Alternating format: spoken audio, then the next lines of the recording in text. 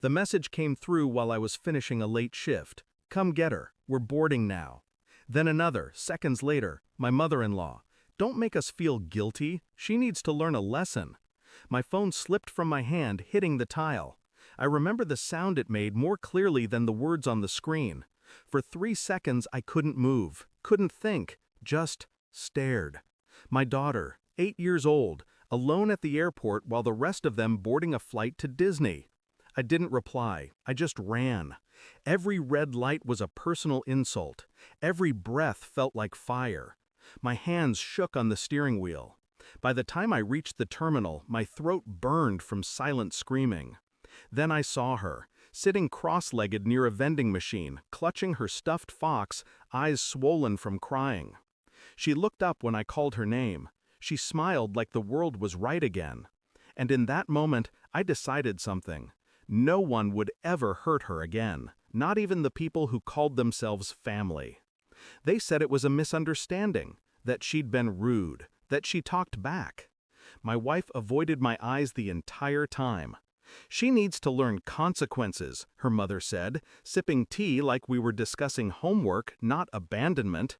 I stared at them, feeling the distance grow like a wall. It wasn't the first time they'd tried to correct her. It was just the first time they left her to face fear alone. Later that night, after my daughter was asleep, I asked my wife one question. Did you agree to it? She hesitated. That hesitation told me everything. Her answer didn't matter anymore. I lay awake for hours, the silence heavy and deliberate.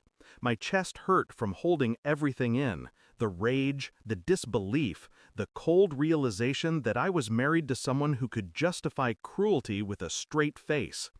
By morning, I had decided I needed to know more, because betrayal rarely happens once. It's a pattern, a quiet accumulation of small cruelties dressed as care. I started watching, listening. The phone she guarded so carefully at night, the late messages, the whispered calls that ended when I entered the room. I didn't confront her. I learned. I tracked her flight histories, bank records, credit card charges. A pattern emerged. Hotel stays that didn't match the conferences she mentioned. Dates that aligned with family visits. Then came the photos. Screenshots sent anonymously from an untraceable number. Her. With him.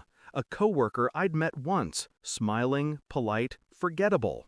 He was holding her hand. My wife, the woman who left our daughter at an airport to teach her a lesson, smiled like she'd never known guilt. I didn't break. I studied. Because pain is useless without control. So I gathered. Dates, messages, proof.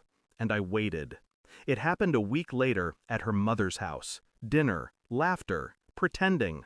My daughter sat between them, quiet, picking at her food. When dessert came, I slid a small envelope across the table. For you, I said, my voice steady. My wife frowned, confused. Her mother reached for it first. Photos spilled out. Hotel receipts, a printed screenshot of the flight reservation she'd made under her maiden name. My wife went pale. Her fork hit the plate like a gunshot. No one spoke. She looked at me, trembling. How long?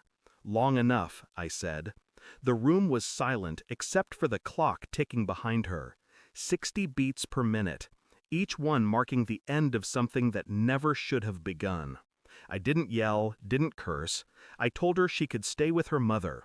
The house, the car, everything tied to my name, she wouldn't touch it. I already filed, I said quietly, and I told the lawyer everything, including the airport. Her mother gasped, suddenly realizing that family lessons have consequences too. She's my granddaughter. No, I said, she's my daughter. I stood up, walked to the door. My wife followed, pleading now, her voice cracking with something that sounded like regret, but came too late. You can't take her from me. I looked at her for the first time since it happened. You already did. Then I left. It's been 6 months. My daughter laughs again, though sometimes she asks why Grandma never calls. I tell her the truth, because she deserves that much. Some nights I replay the airport footage in my mind, The cameras, the texts, the coldness in their tone. That was the night I buried more than trust. I buried the version of me who begged for peace at the cost of dignity. Now, silence is my language. Distance, my comfort. They wanted to teach her a lesson, but I was the one who learned it.